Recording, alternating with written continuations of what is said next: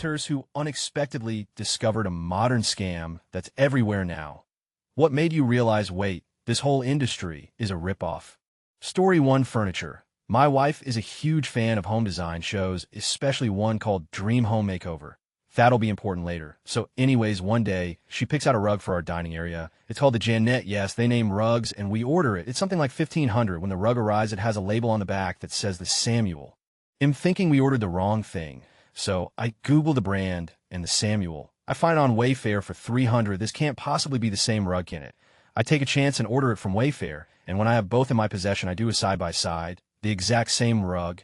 Basically, these designer brands are buying stuff directly from vendors, changing the name, and charging 5x the price. Fast forward a few months, she finds a dining table on Studio McGee's website, the folks who have the Dream Makeover show. I do a Google reverse search on the picture of the table and find it on a random furniture store's website for 13 of the cost. Now I know these designers are nothing but glorified resellers. Story 2: I had a job interview with what you'd now call an MLM way before they entered the mainstream consciousness. The interviewers spent the wild time talking all this hustle culture bullshit, talking about how hard you gotta work if you want to succeed, how it's all down to your network, and you need to be a go-getter, you better earn that commission, and all that. Well, I'm a fiercely introverted person who wasn't very self-motivated at the time, so when I was called into the one-on-one with the interviewer, I couldn't help myself. I told him I was a bad fit, and it didn't sound like it was for me. To my surprise, his tone instantly flipped. He started talking about how it wasn't that hard, how you could work less and still make a good living, how generous the commission structure was at lower levels, so on. Exact opposite of his earlier vibe. And that flip, that's what made me realize it was a scam. They didn't care about my skills or my drive or my personality, hard sell or soft touch. They'd do whatever because all they wanted was for me to buy in, and though I didn't understand the whole scam, I knew that had to be a bad idea. That's the only interview I've ever walked out of partway through. Story 3: Once upon a time, I attended a timeshare presentation because they offered money to go. Yes, they're all high-pressure sales and scammy by nature, but on this one I spotted exactly how they were going to hose everyone involved. I read the contract carefully since I was there anyway, and it made their salesperson shut up while I read, and quietly buried near the bottom was a mandatory cleaning and maintenance fee, about half the rent of a modest apartment at the time, that could be adjusted by them at any time with no stated limits. Fortunately, they'd supplied a shuttle to pick up people and take them to the timeshare presentation location. There were about 15 of us in one of those little shuttle vans with seats that face each other. We started chatting on the way back, and I pointed the claws out to everyone in the group. Story 4: Don't know if this counts, but I found an empty lot with barely visible no parking signs next to an ATM. Tow trucks would wait just behind the building for someone to park there. The person would park and walk around the corner to use the ATM, then return to their car. It was already hooked up, and the tow truck driver would unhook it for a fee, conveniently able to be obtained from the ATM. You'll never guess how I learned of this scam. It's been years, but I'm still enraged when I think of it. Story 5: This is a little niche, but it fits. Part of your car is the suspension shock absorber, usually one per wheel. It works by moving a piston with some holes in it through an oil-filled cylinder. One end is attached to the chassis, the other end to the suspension. If you go to your car and bounce the fender so the chassis moves down, compressing the spring, the chassis will usually move up and down about 1.5 times. It is the shock that slows it down. If the shock is broken, the suspension will bounce multiple times until friction in the pivots finally bleed off the energy. In a racing context, the shock has a lot of influence on handling, and what matters is the force curve the shock produces as it is cycled. That curve must be matched to the suspension to produce maximum grip. I'm simplifying a lot. I actually wrote a book that goes into much more detail. I'm trying to keep this easy without disappearing down a tech rabbit hole. Racing shocks can get very expensive, but most manufacturers don't actually tell you the curve the shock makes. So I got a shock dyno, which is a device that measures shocks and provides the curve. And I started dynoing shocks. What I discovered was a litany of horror, aside from a couple of reputable brands. Most shocks were complete garbage, and I don't mean they made the wrong curve. That's more of a tuning issue. I mean things like 4 shocks with the same part number, supposedly identical, producing 4 wildly different curves. Adjusters that did nothing, or worked backwards, or controlled the opposite of what they were supposed to do. One set of very expensive Super Tuna Magic shocks had one of the pistons installed upside down. I shared this info far and wide, and nobody cared. People still spend money on absolute junk, because if it is a racing part and it's expensive, it must be good. Story 6: When I saw my first crypto rug pull. That's when I realized that most of the industry is a giant casino, and it's all about who can time when to get out of the coin the best. Very few coins offer any real utility, and no one's using most of them for anything legitimate. Most of it is just to move money across borders without the banks and governments seeing it. Story 7, the first time I saw a kid spit take a Mr. Beast bar then reach for some gummy candy brand that some other YouTuber made barely 2 seconds later while I begged them to just pick a normal candy brand. I realized the YTers and TikTokers selling cheap was going to take over the world.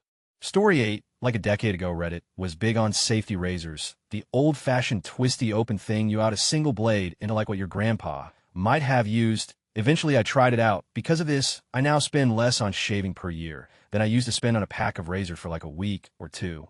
Blah blah plastics lobbies and advertising convincing us to consume plastic, etc. I wish I knew more money saving things like this. The ROI is near instant.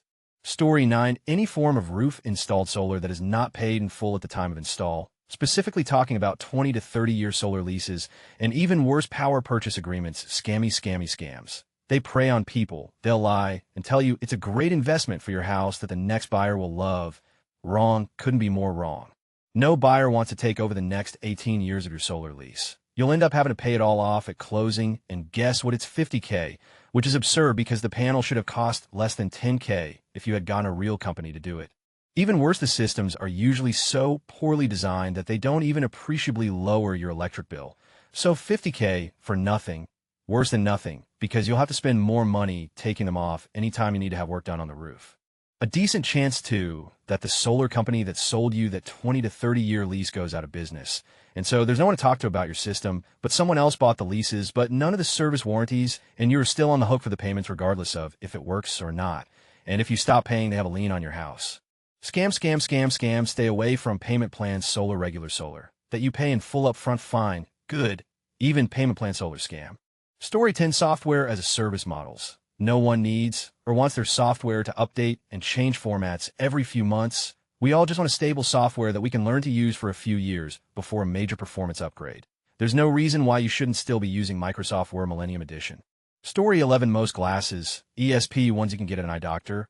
One can get frames lenses online for like $30. There's a big monopoly company that jacks up the prices in most brick-and-mortar stores. Story 12, finding out who sponsored influencers. The largest sponsors of Clean Talk are cleaning manufacturers. Those makeup videos, sponsored by makeup companies. All the trad wife and farm life videos, sponsored by far-right media groups. It's all a scam. All of them are being paid behind the scenes to push certain goods or a certain lifestyle. TikTok is literally just watching short commercials with less transparency. Story 13, mobile gaming. It's been like this for probably a decade now, that mobile gaming is just psychologically designed to give you just enough satisfaction at first, but keep you wanting more and locking stuff behind paywalls or extremely long timers. It's near impossible to get where you want without dumping money for in-game currency and stuff. Mobile games are designed to the core to be addictive and siphon money from people. So many people still play them.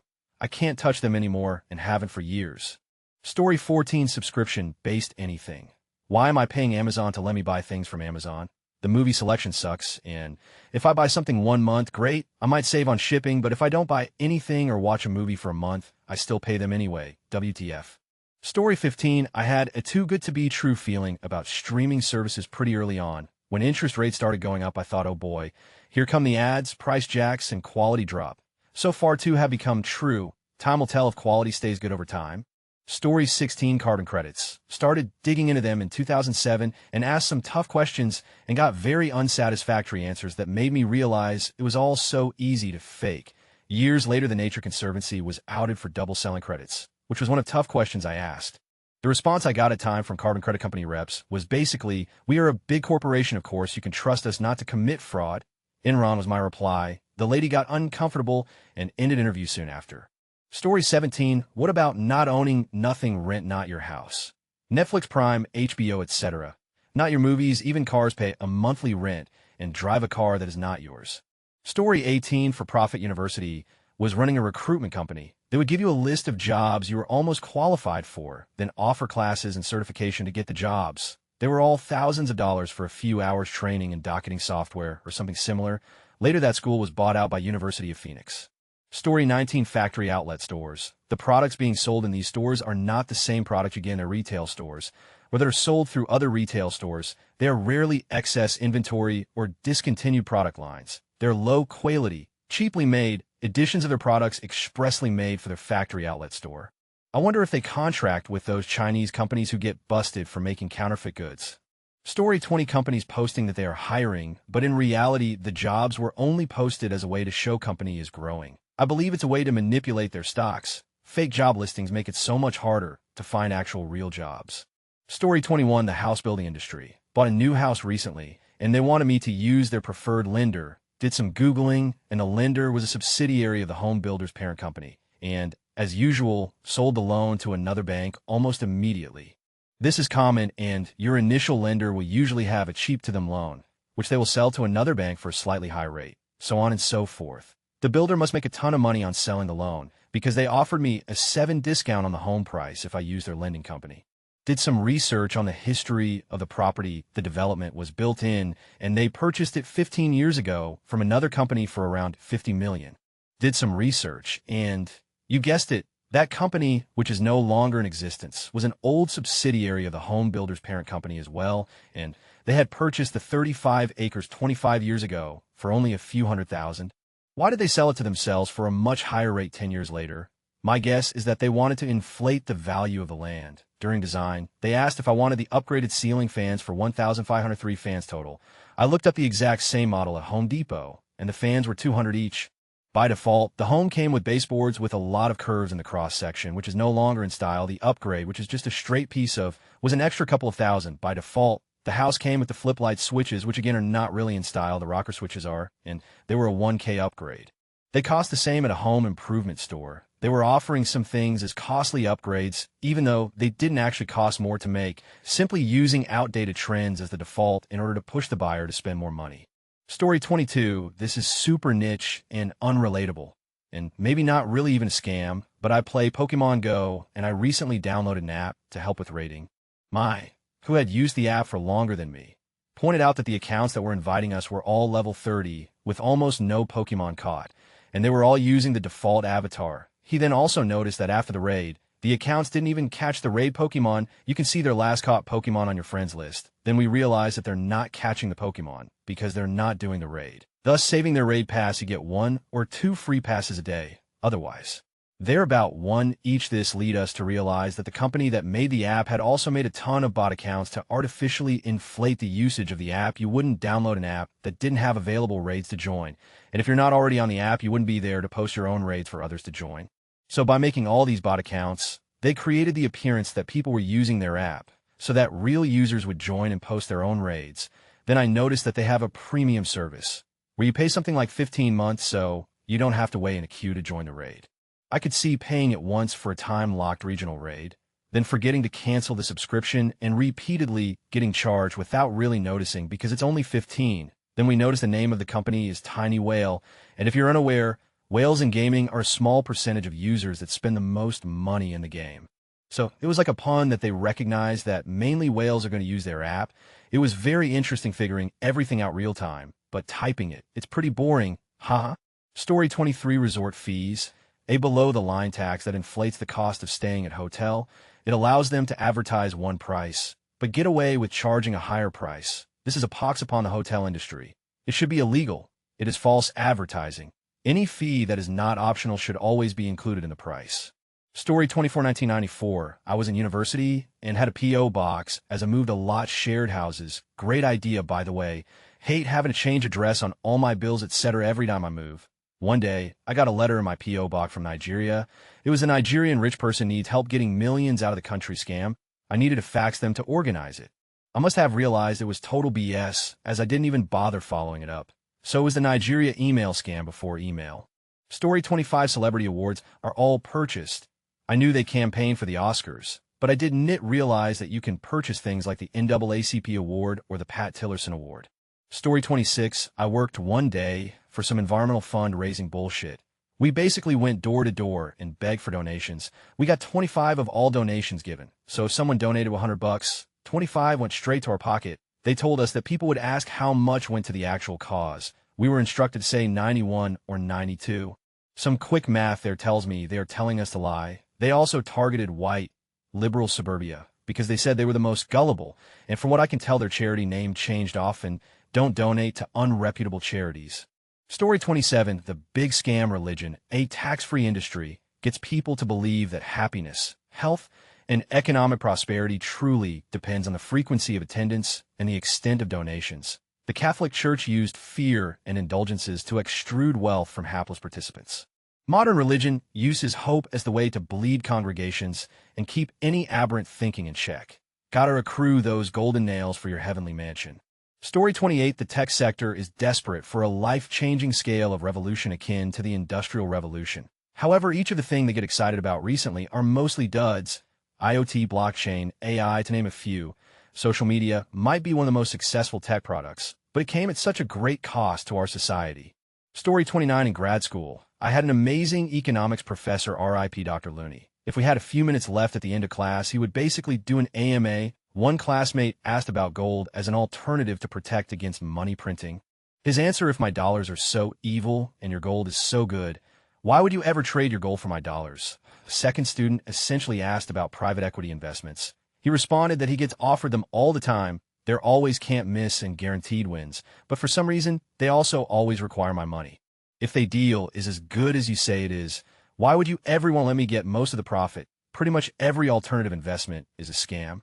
Story 30, super high-end jeans are made in Northern Mariana Islands as a U.S. territory. The brand can claim their jeans are made in the USA based on that technicality. These contractors making 500 jeans are making them in the same factories as Walmart-branded jeans, which sell for about 15. Story 31, sports betting. While most people know in a broad sense the house always wins, a lot of people think there's a way to win with sports betting as if it is different than playing craps. Most people don't really understand casinos, and online operations will ban you or force you into small bet sizes if you show any ability at making intelligent bets. There are people who get banned even while losing because they make smart bets, i.e., your expected value for your bets is out of line for the norm. You will not be allowed to keep winning even if you could keep winning. If you're allowed to keep betting, then you're losing. Story 32, I'm not sure why modern nursing care facilities homes are not higher on the list. Some are good, but they're 10th month or more, but most others. Not to mention they drain older citizens' savings until they have nothing left, then push them to Medicare, and then bill the government at a higher cost due to the extra work involved in using that system. Total scam. That's making some of the larger core that own hundreds of these little out-of-the-way homes billions each year. Story 33, many years ago, I was convincing my partner to cut the cable dish cord. I said it's so much cheaper. Then as I continued explaining, I made it to the point that we would only pay for a few channels that we want. It dawned on me that we would eventually pay more because we'd be subscribed to a bunch of services. Did it anyway. We are. Story 34, preschool, elementary school, and middle school graduation ceremonies. WTF, they literally have capes, gowns, and diplomas handed to them now. Even for preschoolers, I graduated HS in 1981. I don't recall one of us having a ceremony before we finished 12th grade. When you finish at one grade, you just simply started the next. There's no big deal. The only thing that would change is that you switched to the different school when you went from elementary to middle to high school. Story 35, looking for work about 13 years ago, found a secret shopper job that was really just a multi-step Western Union scam. Wasn't really caught up in it, but I got a scammy check in the mail before I did anything, tried to figure out some scheme to be able to cash that check, but ended up just shredding it. Story 36, pool stores testing your water seriously. You bring a sample in, some poorly trained teenager tests it in a poorly calibrated machine, which gives you inaccurate results, so they can sell you 100 of chemicals to toss in your pool you might not really need. Then they tell you to test again a week later, and not only is that probably too long between tests if levels aren't great to begin with, but now you need 100 more in chemicals to correct what the previous round did to your water. Rinse and repeat all summer long. Buy your own set of reagents in a test kit from Taylor or TF Test Kits, and go to Trouble Free Pool's Pool School to learn basics of pool chemistry. It's honestly not hard at all, and once you get used to it and your levels under control, it's less time consuming than driving to the pool store and back. Also way cheaper. Full disclosure, I make an app and partner with a website in this space on it, but I'm not linking it here since this post is not intended for promotion. Use whatever app or no app at all you want, but save yourself the time and money and do this yourself if you have a pool. Bonus info: pool stores often want you to not choose salt water for your pool, especially when building a pool and the builder is affiliated with a pool store. They know it's easier to maintain, which means fewer trips in to sell you chlorine and other chemicals regularly. Salt water generators are totally worth the upfront cost. Also, bleach chlorine. As long as you aren't buying some special laundry bleach with additives, it's all the same, just different concentrations. Years ago, we had a pool builder tell us bleach would cause problems with reproductive organs and never to put bleach in the pool, and only to ever buy it from the pool store. Maybe they have seen people mix up normal chlorine bleach for stuff with additives and wanted to avoid seeing that again. But this combined with many other red flags telling us how bad salt water was, and the disaster the pool build itself was, made me assume they were just trying fear tactics to profit from us. Story 37: health insurance, and probably most other types of insurance as well. We, as a group of consumers, all pay into the plan, and the collective amount is always significantly more than the total healthcare provided. Edit to add: if your premium seems like a good deal, it's not. Either your employer or taxpayer-funded program is paying for the bulk of the cost going in. I just can't see any reason why insurance should be for profit. They're not providing healthcare. They provide nothing but gatekeeping. They take our money, skim profit off the top, and after making it unnecessarily complicated, cover some portion of medical expenses. Story 38: private health insurance in Australia seems to be a ripoff. I remember when I got surgery on my nose, it had been busted during a high school fight. 10 years later, I finally had surgery to fix it at a small private hospital. Bill time came, and it was $2,200. This was 30 years ago. They wanted to know my health insurer, and I told them I didn't have one. They took the bill back while I was still standing there at the counter and halved it. I wound up paying $1,100. When you count on the fact that I also paid no health insurance for a decade, I came out way ahead.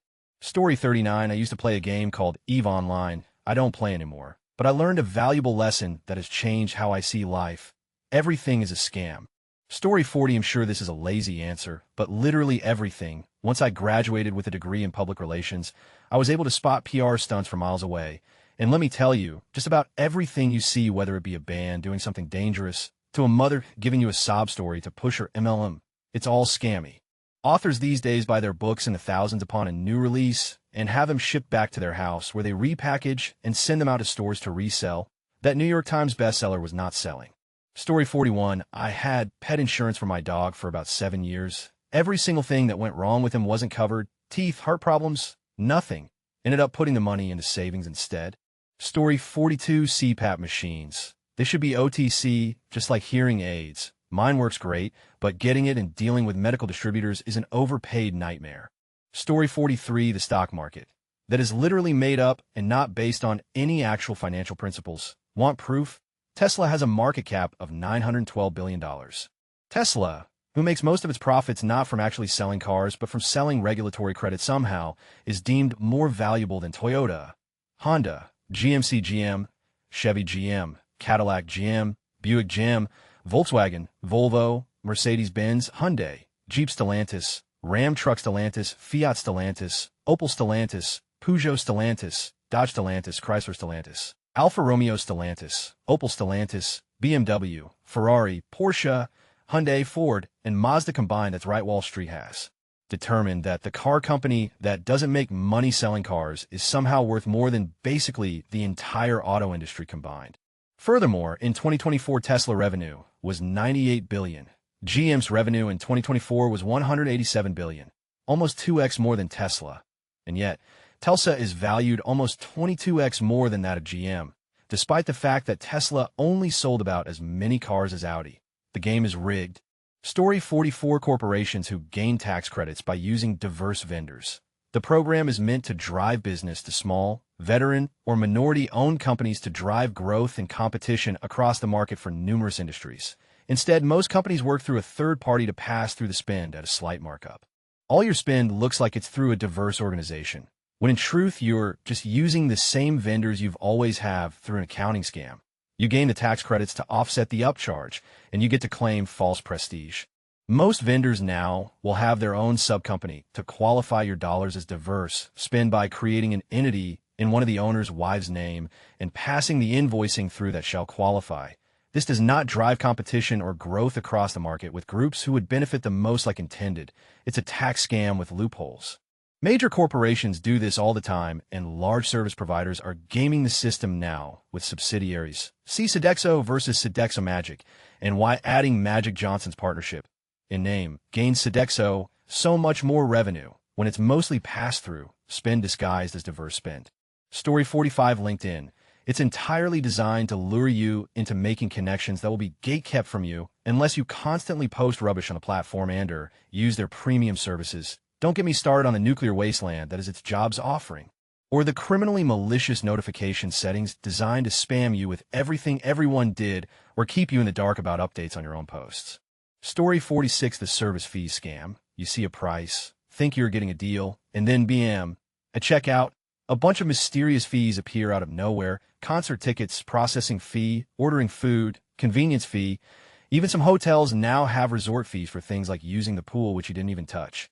It's like companies sat down and said, how can we charge people more without actually raising prices? And we all just accept it. Pure daylight robbery. Story 47 I bought a 256 gigabytes micro SD card off Amazon a few years ago. It turned out to be an 8 gigabytes card that was fake after I contacted SanDisk about it.